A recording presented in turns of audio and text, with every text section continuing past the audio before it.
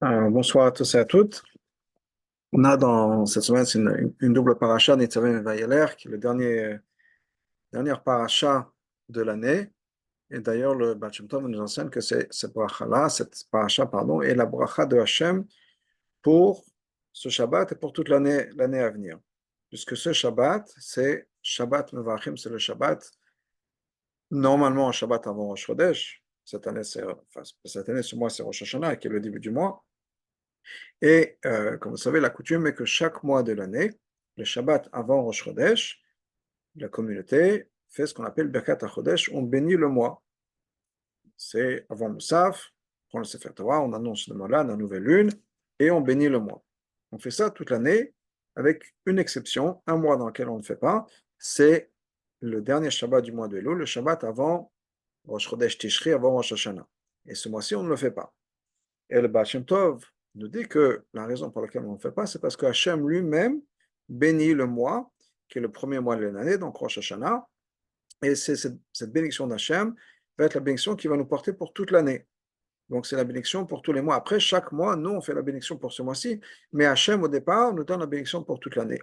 Quelle est la bénédiction d'Hachem? Atem nitzavim ayom kolchem. Qu'on est tous, on se tient tous droits, confiants, pour pouvoir entrer dans cette alliance avec Hachem, c'est-à-dire le fait que on va tous être zakai au jugement, que Hachem va nous donner une bonne année, remplie de bénédictions, etc.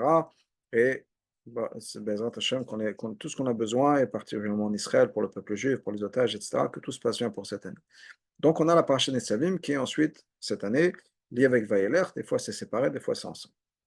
Dans la paracha de Vayeler, on a une mitzvah qui est la dernière des 613 mitzvot. La dernière chose que Moshe donne en tant que mitzvah au peuple juif, c'est Va'ata et maintenant, kitvu lachem et ashira azot. Écrivez pour vous ce chant. Et les sages nous expliquent que, comme Moshe Rabbeinu leur a dit d'écrire, c'est pas juste le chant, parce qu'on ne peut pas écrire un Sefer Torah à moitié ou en partie, c'est en fait la mitzvah d'écrire un Sefer Torah. Il y a une mitzvah d'écrire un Sefer Torah. Et donc, Moshe donne cette mitzvah-là au peuple juif. Et la question que le rabbi pose est, qu'est-ce qui s'est passé avec cette mitzvah? Moshe leur donne la mitzvah et leur dit, va maintenant, allez écrire un Sefer Torah. Personne n'écrit de Sefer Torah, apparemment. On ne voit pas dans le Chumash que maintenant, tous les hommes sont partis écrire un Sefer Torah.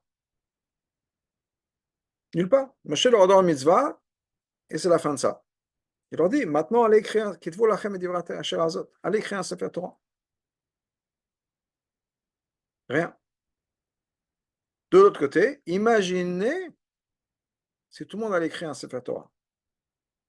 Ça veut dire quoi? On a à peu près un peu plus que 600 000 hommes, et c'est uniquement à partir de l'âge de 20 ans. On ne parle même pas de ceux qui ont depuis la bar mitzvah, etc.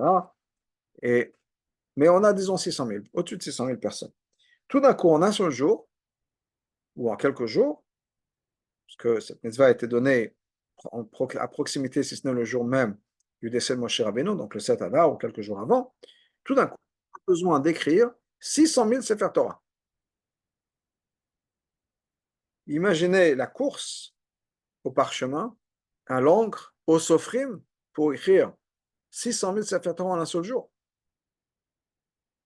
Ou au moins commencer à écrire les 600 000 Sefer Torah. C'est ce qu'on parle quand on fait une Achnasat Sefer Torah, le big deal qu'on en fait, quand c'est même une Atralat Sefer Torah, le début de l'écriture d'un Sefer Torah.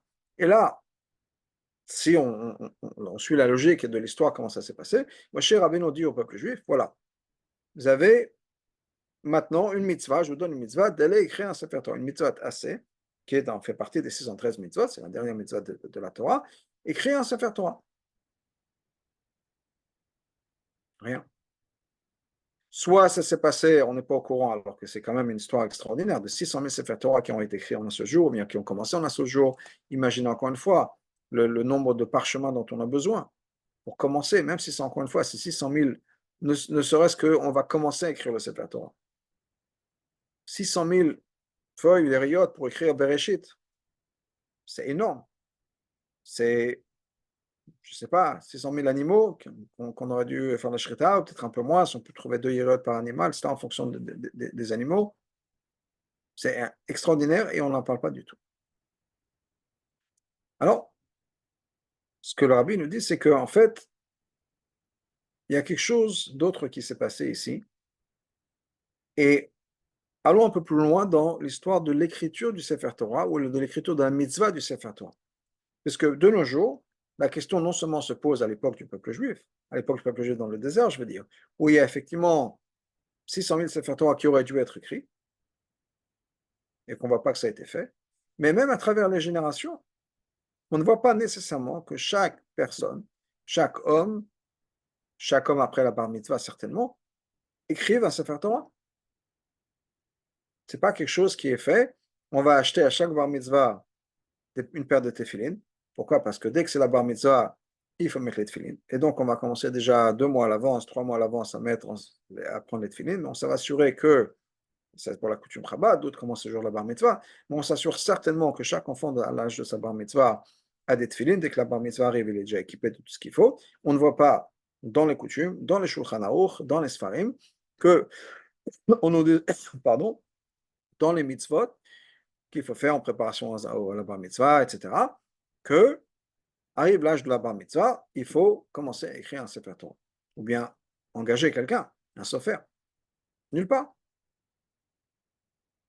Alors, il y a une explication qui nous est donnée par le Roche. Le Roche, Benoît Asher, un des Rishonim, un des commentaires sur l'Agma, nous dit que de nos jours, la mitzvah a changé. Pourquoi? Parce que la mitzvah à l'époque du Chumash, jusqu'à l'époque de la Mishnah, si on peut dire, le Sefer Torah, on s'en servait pour étudier. C'était le texte de base. On étudiait à partir du Sefer Torah. De nos jours, nous dit le Roche, on n'étudie plus du Sefer Torah. Qu'est-ce qu'on fait le Sefer Torah? Le Sefer Torah, on l'écrit, on le met dans la synagogue, il est mis dans l'arche, dans l'Aaron, et c'est fermé. On ne s'en sert pas. On s'en sert uniquement quand il y a un aliyah. Mais sinon, le reste du temps, on ne s'en sert pas du Sefer Torah. On n'étudie pas dans un Sefer Torah. On étudie dans les Chumashim, on étudie dans les Mishnayot, on étudie dans l'Agma, dans Shulchan Aruch, etc. Il y a d'autres livres. Et donc, la mitzvah de nos jours n'est pas, ou n'est plus, en fonction de comment on comprend le Roche, n'est plus dans le Sefer Torah, ou en tout cas est différente. Donc, de nos jours, soit il y a deux interprétations, le Shach dans Shulchan Aruch et le Taz dans Shulchan Aruch. Le Shach dans Shulchan Aruch nous dit que non seulement la mitzvah est dans les Sfarim, la mitzvah n'est plus dans le Sefer Torah. C'est-à-dire que si maintenant quelqu'un va commencer à écrire un Sefer Torah, il n'accomplira pas la mitzvah d'écrire un Sefer Torah. Pourquoi? Parce que la mitzvah du Sefer Torah, comme c'est marqué dans le Chumash, c'est non seulement il faut écrire un Sefer Torah, mais Velimda, c'est pour étudier. Étant donné qu'on n'étudie plus dans le Sefer Torah on n'étudie plus dans le Sefer Torah, il n'y a pas de raison d'écrire un Sefer Torah, en tout cas pas pour la mitzvah.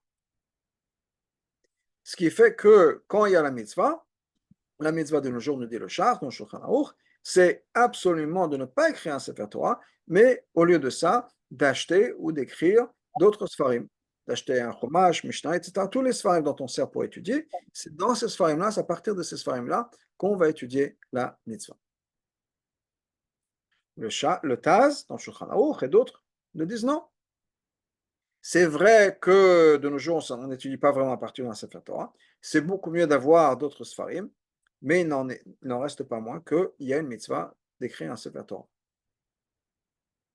Et d'après ces commentaires, d'après ces autres Sfarim qui nous disent qu'il faut quand même y a une mitzvah d'écrire un Sefer Torah, donc à peu près beaucoup d'Acharonim, à part le Shach, eh bien, d'après eux, il y a quand même une mitzvah d'écrire un Sefer Torah. Et je reviens à ce que j'ai dit tout à l'heure, c'est une question que le Rabbi a posée, c'est une question que le Rabbi a posée plusieurs fois, et auquel il a donné plusieurs fois la même réponse plus ou moins, c'est que, mais on va commencer avec la question, c'est comment ça se fait qu'on ne voit pas que les gens s'efforcent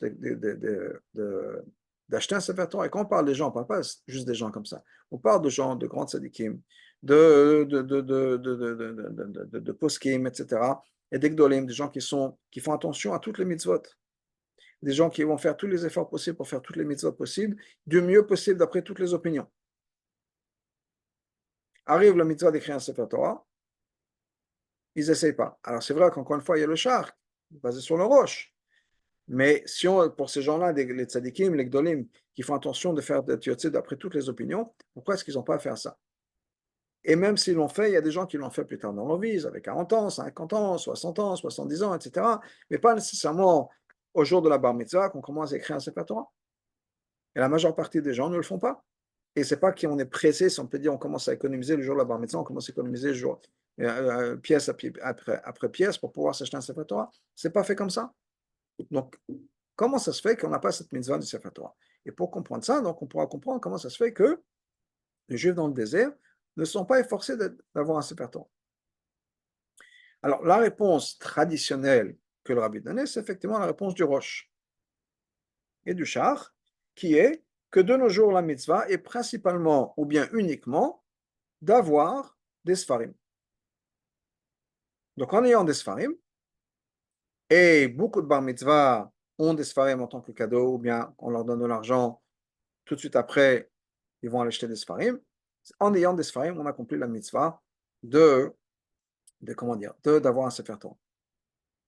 C'est la réponse classique que le rabbi donnait à cette question-là. Mais il y a une sikha, où le rabbi va encore plus loin. Il dit, ok, c'est vrai qu'il y a cette possibilité. Se reposer sur le roche, se reposer sur le char, qui disent que non seulement on n'est pas obligé de le faire parce qu'on peut être yotzek de Sfarim, mais d'ailleurs que d'acheter un Sefer Torah ou de créer un Sefer Torah, c'est même plus la mitzvah. Ça ne sert à rien parce qu'on n'étudie pas dedans. Mais quand même, il y a d'autres opinions. Qu'est-ce qu'on fait des autres opinions? Alors le rabbi, peut-être que c'est pour être melametzrou sur le peuple juif ou autre, le rabbi dit voilà, on va trouver une réponse. Et la réponse est qu'on est tous partenaires dans un Sefer Torah.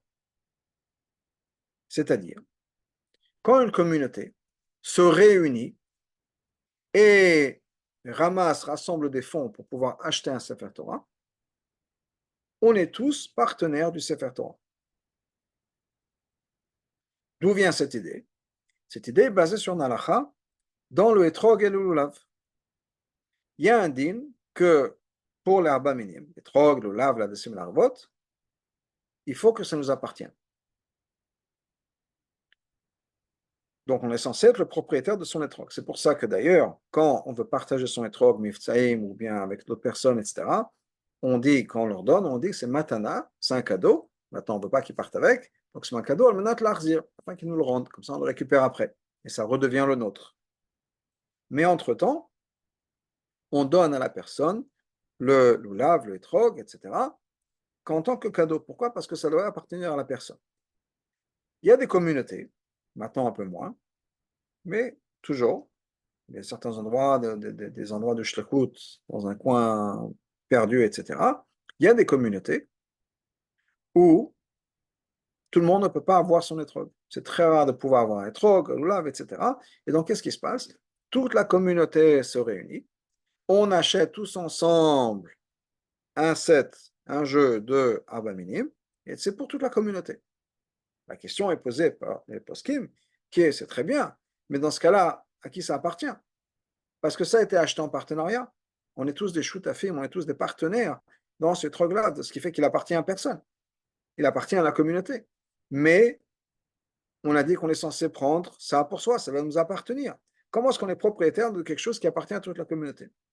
Eh bien, les poskim nous disent que non. Étant donné que ça a été acheté pour la mitzvah, c'est comme, c'est bâti, si on peut dire, dans l'accord, que quand on achète, tout le monde se participe avec l'argent et qu'on achète tous, encore une fois, les dalet minimes ensemble, eh bien, le moment venu, quand chaque personne va prendre le lave et les trogs et le reste pour faire la bracha, cette personne-là devient propriétaire du lulav et du etrog.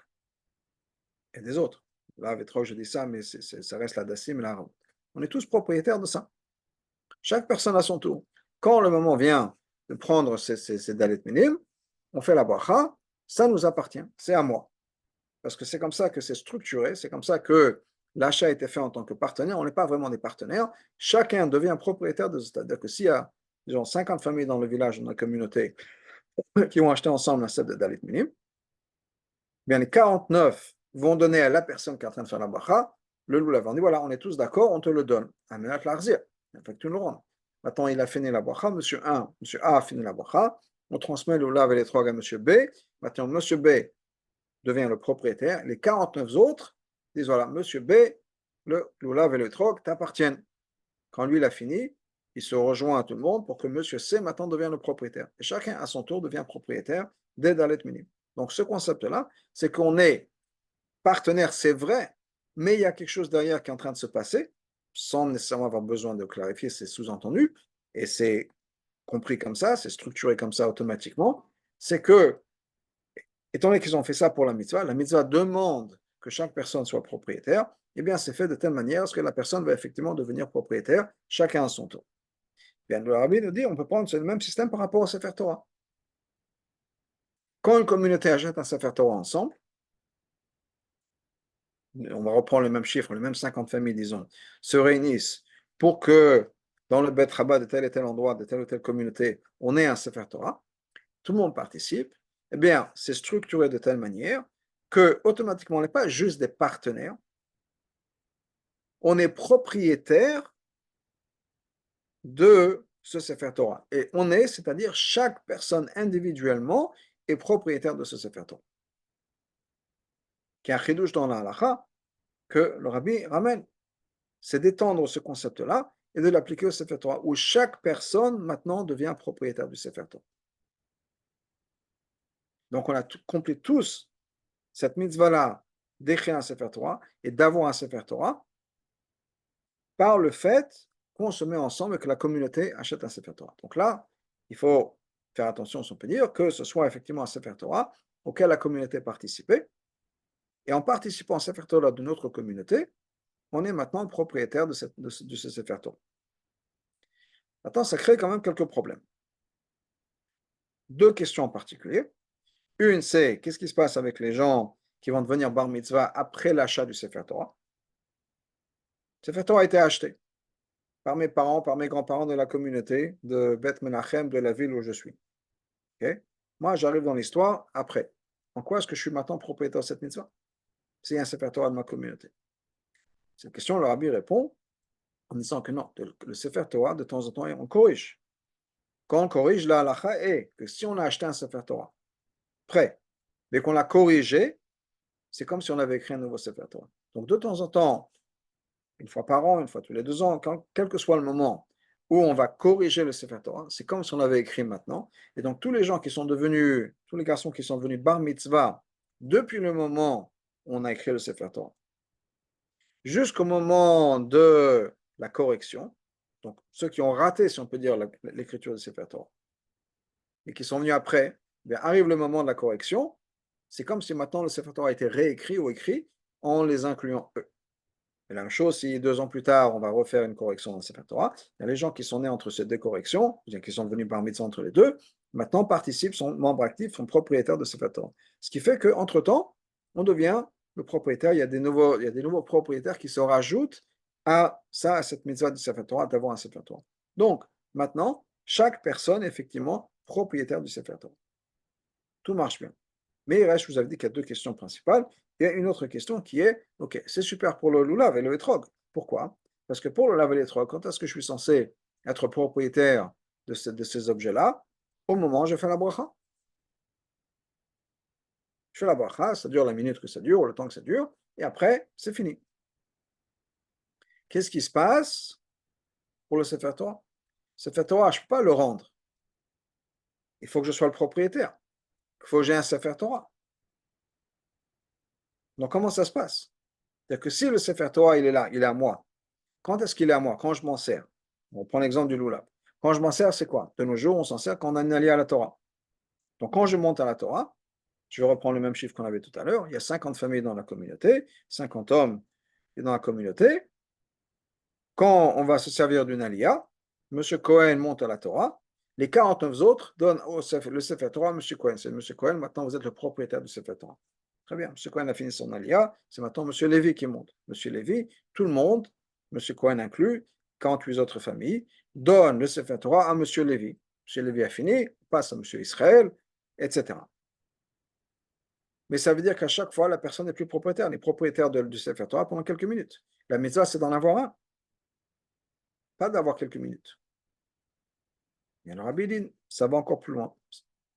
C'est non seulement qu'on est tous propriétaires du Sefer Torah, on est tous propriétaires tout le temps du Sefer Torah. C'est un peu basé sur un concept quand on entre dans la Ketubot, qui est que Lev Bedin Matne. C'est structuré automatiquement de telle manière, automatiquement, pas besoin de mentionner quoi que ce soit, pas besoin d'avoir un contrat, rien du tout. C'est construit de telle manière, la halakha ou la pratique est construite et bâtie de telle manière qu'automatiquement, le Sefer Torah appartient à tout le monde à tout le temps. Tout le temps. Pas juste quand on a l'Alia. Quand on a l'Alia, c'est quand le moment où on va se servir du Sefer Torah pour étudier dedans. Mais en fait, le Sefer Torah communautaire appartient à tout le monde tout le temps. Et non seulement ça, quand il est écrit, ce concept de Lev Bedin maintenant, le cœur du Bedin va mettre une condition. Quand le Sefer Torah est écrit, ça a déjà été écrit pour tous les membres de cette communauté. Quelque chose d'extraordinaire quand on y pense, c'est que, un peu rétroactivement, pardon, ou même pas, c'est que c'est fait pour que chaque personne, que le Sefer le sache ou pas, que le Sefer connaisse les noms des gens ou pas, c'est pas grave. Quand quelqu'un de la communauté, le président de la communauté, le rabbin de la communauté va voir le Sefer, on dit voilà, on vous donne 50 000 dollars pour un Sefer Torah que vous allez écrire pour notre communauté. Tous les membres de la communauté, le Sefer Torah est écrit pour eux. J'ai donné l'exemple tout à l'heure de M. Cohen, M. Lévi, M. Israël. Et quand le Sefer il écrit, le Sefer Torah est à 100% écrit pour M. Cohen. Et il est en même temps 100% écrit pour M. Lévi. Et il est en même temps 100% écrit par M. Israël, etc. Parce que l'Ev Bedin maintenant, que le Bedin structure ça, toute cette opération, de telle manière à ce que le Sefer Torah est la propriété de chaque membre de la communauté, et non seulement ça, mais le Sefer Torah a été écrit pour chaque membre de la communauté. Et comme ça, quand on est membre d'une communauté, et que la communauté a un Sefer Torah, on est tous propriétaires d'un Sefer Torah qui a été écrit pour nous. Encore une fois, il s'agit d'un Sefer Torah de la communauté. Attends, il y a beaucoup de communautés, il y a beaucoup de gens où le Sefer Torah, il y a des gens qui écrivent un Sefer Torah à la mémoire de quelqu'un, membre de la famille, et qui le déposent à la synagogue, qui n'est pas nécessairement la propriété de la synagogue, ou du Beth Rabbah ou autre. C'est en prêt, peut-être pendant 50 ans, pendant 100 ans, mais c'est un prêt de la famille ou d'un individu à la communauté, et en théorie, ils peuvent le reprendre quand ils veulent. Bon, il y a des contrats qui sont faits, etc. Mais là, on parle d'un Sefer Torah qui appartient la khatrila depuis le départ à la communauté. La communauté a levé des fonds pour écrire un Sefer Torah pour la communauté. Maintenant, ce qu'on a gagné, c'est que quoi? C'est que dans cette mitzvah, chacun accomplit la mitzvah d'écrire un Sefer Torah par l'intermédiaire de sa communauté. Donc non seulement on a la première étape de réponse, qui est que de nos jours, on peut être yotze de la mitzvah avec des Sfarim. Sfarim, ça veut dire pas un Sefer Torah, avoir des Chumashim, des Mishnayot, des Gemara, etc. On a des livres imprimés sur lesquels on n'a rien besoin de changer, même si c'est fait tout près. On a un livre, on achète un livre, on a un livre de Torah qu'on va étudier, on a accompli la mitzvah.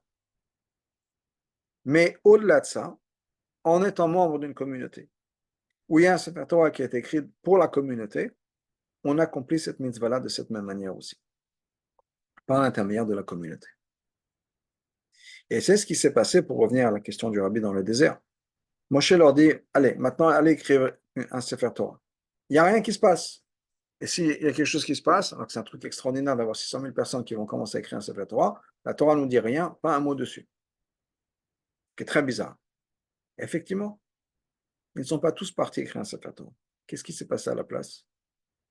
Ils ont tous participé dans un Sefer Torah communautaire.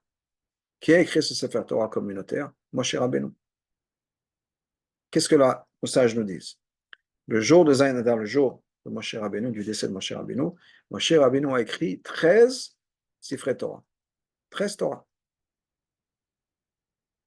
Pourquoi 13? Une ou un Sefer Torah pour chaque tribu, donc 12, et un Sefer Torah qui est allé dans l'arche, avec l'étape de la loi, la main. Il y a eu un Sefer Torah qui est allé dans l'arche, pour ça 13. Ce qui veut dire que maintenant, chaque tribu a son Sefer Torah, appelons ça communautaire. Et donc, chaque membre de la tribu participe et est propriétaire de leur Sefer Torah à eux-mêmes par l'intermédiaire du Sefer Torah de Moshe Rabbeinu. Et c'est pour ça qu'ils n'ont pas été partis en masse, on peut dire, écrire un Sefer Torah, parce qu'il y avait un Sefer Torah communautaire, et par l'intermédiaire de Sefer Torah, ils ont communautaire, ils ont pu faire la mitzvah. Juste entre parenthèses, comment est-ce que Moshe Rabbeinu a pu écrire en un seul jour 13 Torah? C'est quelque chose dont on parle, les commentaires parlent, et il y a plusieurs réponses. Une des réponses qui nous est donnée, c'est qu'en fait, Moshe Rabbeinu, la Torah était déjà écrite plus ou moins au fur et à mesure des années. La seule chose qu'il fallait écrire, c'était la fin de la Torah. Donc ça, c'était faisable. En un jour, Moshe Rabbeinu a écrit la fin, 13 fins. Ça, c'est une manière de voir les choses. Une autre manière, c'était qu'un Moshe Rabbeinu a fait ce qu'on appelle Ashbat HaKulmus. C'était comment ça s'appelle, les plumes qui écrivaient de par elles-mêmes, les Sifrei Torah. Mais en tout cas, c'était possible d'une manière ou d'une autre, ça s'est fait. Donc, par l'intermédiaire de ces Sefer Torah communautaires, Sefer Torah de la tribu, chaque personne était Yotze de la Torah, il n'y a pas besoin d'écrire quelque chose de différent. Et c'est pour ça qu'ils ne sont pas tous partis écrire la Torah. Donc, quand on fait partie d'une communauté où on participe dans un Sefer Torah, on a cette mitzvah qui est accomplie. Ce qui est intéressant qu'on pense dans le contexte de la Torah. Pourquoi? Pourquoi est-ce que la Torah nous a donné cette mitzvah-là? D'une manière où ça va être impossible de faire comme il fallait. C'est-à-dire, le dernier jour de la vie de Moshe, quand ils n'ont pas eu le temps physiquement, parce que dès que Moshe est décédé, ils ont passé 30 jours en deuil. Ensuite, quelques jours plus tard, ils sont rentrés en Israël, qui se préparent, etc. Ils n'ont pas eu le temps de le faire. Moshe aurait pu leur donner la mitzvah 40 ans plus tôt. Pourquoi est-ce que Moshe a donné cette mitzvah, ou Hachem a donné cette mitzvah, de manière où c'était presque quasiment impossible de l'accomplir? C'est justement pour nous, pas juste pour nous, mais pour nous à travers les générations, où de manière générale, c'est quasiment impossible que chaque personne écrive un Sefer Torah. Au niveau financier, c'est un grand problème. Sefer Torah, ça coûte très cher, et tout le monde n'a pas nécessairement les moyens de s'acheter un Sefer Torah. Donc il y a ce problème. Et après, c'est compliqué tout de mettre en place.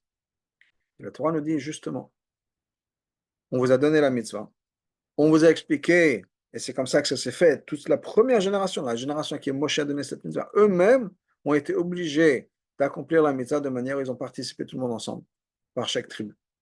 Pour nous dire que c'est tout à fait OK. Quand on fait cette mitzvah de cette manière-là, il n'y a rien à nous reprocher, on est bon, on a accompli la mitzvah. C'est pour ça que la Torah nous donne la mitzvah dans ces circonstances-là, où effectivement, ils ont tous participé dans un Sefer Torah, qui est le Sefer Torah de la communauté, la tribu dans ce cas-là. Il faut dire que c'est OK. Il n'y a rien de mal, et on est absolument OK avec cette mitzvah. Donc, une leçon très importante.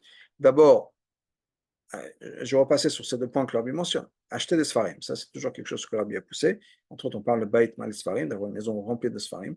Donc, acheter des Sfarim, c'est quelque chose qui est toujours important. Et par ça, d'après le Roche, le Char, on peut accomplir la mitzvah. Au-delà de ça, participer avec un Sefer Torah communautaire. Bien sûr, au-delà de ça, il y a le Sefer Torah que les Rabbi ont encouragé tout le monde à participer dans le Sefer Torah des enfants, le Sefer Torah des adultes. Donc ça, c'est autre chose. Ce n'est pas seulement un Sefer Torah auquel on a accès, parce que les Sefer Torah sont à Jérusalem, etc. Mais c'est quelque chose de très important aussi. Et en faisant ça, pour être yotze de cette mitzvah-là, cette mitzvah importante, cette mitzvah tellement importante que ça va nous amener à Mashiach, puisque on dit que quand Mashiach va arriver, Mashiach, ça va être un roi, Melech HaMashiach. Un roi doit avoir un deuxième Sefer Torah. Il a celui en tant qu'individu, du moment de sa bar mitzvah, si on peut dire, jusqu'à qu'il devienne le roi. Il a un Sefer Torah en tant que personne, puisque chaque juif a besoin d'avoir un Sefer Torah. Ensuite, une fois qu'il devient le roi, il doit avoir un nouveau Sefer Torah en tant que roi qui va garder avec lui constamment. Donc, Rabbi nous dit que Bezat Hashem, en faisant attention à cette mitzvah-là, qu'on puisse mériter l'avenue du Mashiach, au moment où Mashiach aura son Sefer Torah à lui, et que ce soit Bezat Hashem très très bientôt. Et entre-temps, on souhaite Ktiva Bechatima Tova, plein de bonnes choses à tout le monde. Shana Tova, Umetuka. D'accord, Baruch. שנה טובה, כתיבה חתימה טובה. Amen.